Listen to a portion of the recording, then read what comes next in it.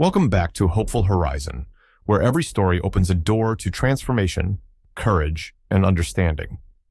Today, we bring you a tale that starts in the most unexpected of places, a department store. It's a story about perception, bias, and the lengths we'll go to protect the ones we love.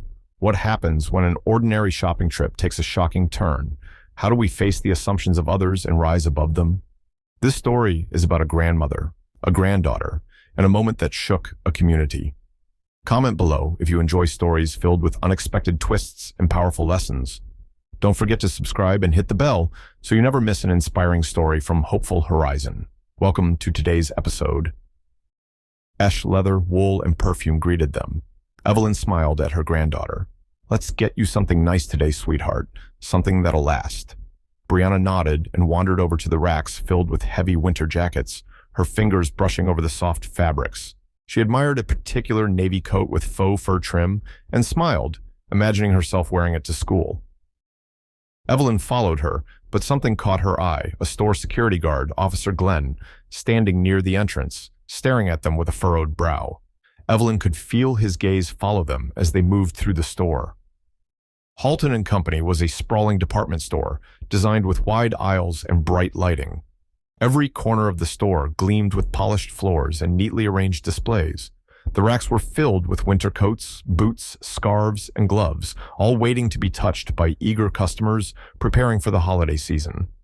The buzz of holiday shoppers filled the air, and the sound of cash registers chimed softly in the background.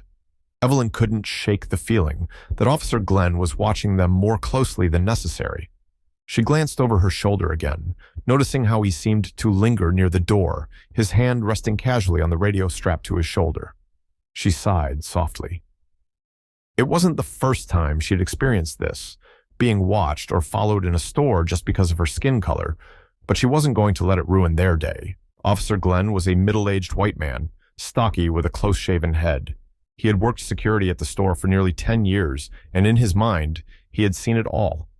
From teenagers pocketing lipstick to mothers sneaking items into their oversized handbags, he considered himself the gatekeeper of store integrity.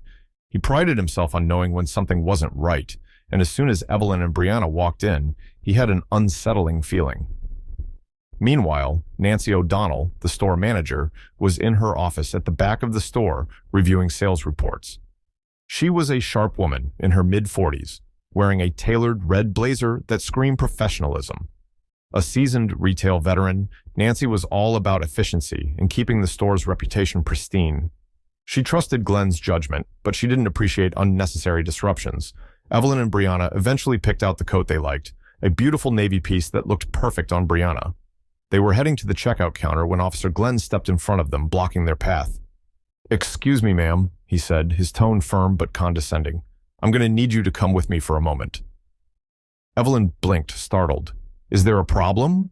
Glenn's gaze flickered to the bag in Evelyn's hand, a bag that held the coat Brianna had just tried on. "We have reason to believe you've taken something without paying for it." Brianna's eyes widened in shock. "But we didn't, ma'am. I'm going to have to ask you to follow me to the security office. Now." The store had quieted. Shoppers nearby stopped in their tracks, watching the exchange with a mix of curiosity and unease. Evelyn stood tall, her voice steady. "You're making a mistake. We haven't taken anything." Glenn, unmoved, gestured for them to follow him. Reluctantly, they did. As they walked toward the small, windowless security office, Evelyn's mind raced. Memories of her childhood in the South came flooding back, the long, hot summers, the church on Sundays, and the ever-present tension of living in a segregated world.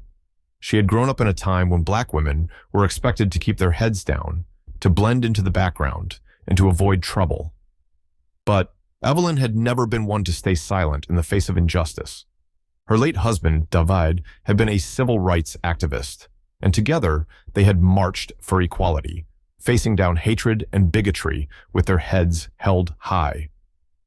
She had raised her children, and now her granddaughter, to understand their worth, to know that they deserved to be treated with respect and dignity. And now, here she was, being accused of theft simply because of who she was. Inside the security office, the air was thick with tension. Glenn gestured for them to sit down while he reviewed the security footage. Evelyn and Brianna sat side by side, their hands clasped tightly together. Evelyn could feel the weight of Brianna's fear, but she remained calm. Minutes ticked by, each one feeling like an eternity.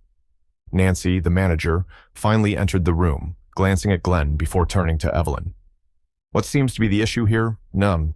Glenn, now standing behind the desk, tapped a few keys on the computer and played the footage, but as the video rolled, it became clear there was no evidence of theft. Evelyn and Brianna had done nothing wrong. Glenn's assumptions had been based purely on his prejudice. Nancy's face paled. This is a misunderstanding. I apologize." But the damage had already been done. Evelyn stood slowly, looking Nancy dead in the eye. "A misunderstanding? Do you have any idea what you've put us through? This isn't just about a coat. This is about being treated like a criminal because of the color of our skin." Brianna, her voice shaky but determined, added, "I've never been so embarrassed in my life." Nancy fumbled for words, her hands wringing nervously. "We can offer a discount or—" "No," Evelyn cut her off. "This isn't about discounts. This is about respect. And you, your store, and this officer have none for us." Glenn shifted uncomfortably, avoiding eye contact. For the first time, the weight of his actions began to sink in. He had acted out of bias, and now he was facing the consequences. Nancy attempted to offer another apology, but Evelyn wasn't having it. She gathered her things, took Brianna's hand, and walked out of the office without looking back. The next morning, Evelyn returned to the store, not alone, but with her lawyer.